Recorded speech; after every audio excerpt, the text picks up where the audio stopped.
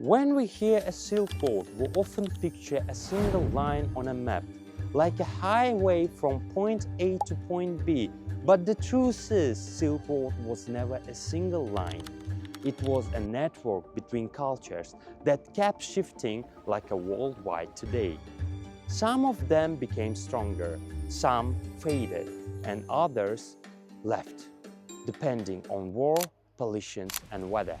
A network means, first, many branches, north-south alternatives, valleys, steppe corridors, oasis roads. Second, nodes, cities where goods, languages, people, and rules changed. Third, route switching. If war breaks out, taxes rise somewhere, trade flows around it.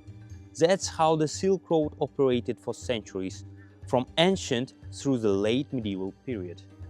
Romans loved the story of one merchant traveling the entire Silk Road. In reality, that's rarely how it worked. More often, commerce moved like a relay. A shipment could change hands many times and travel for months.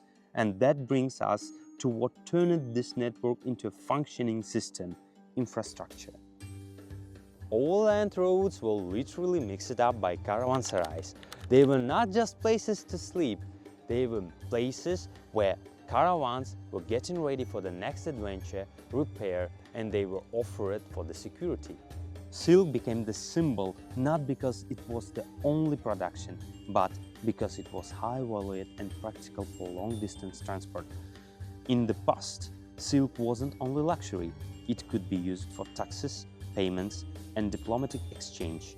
But the network carried far more than silk: glass, metals, spices, textiles, and just as importantly, ideas and technologies, anything that could justify distance.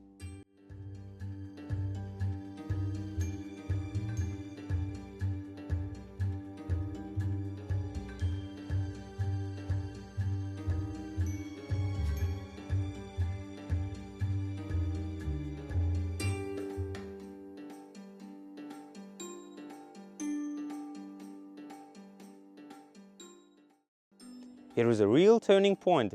The Silk Roads carried modern products. They carried religions and worldviews. Different beliefs traveled with people, trade, and connections. So it wasn't just an economic network, it was a cultural network.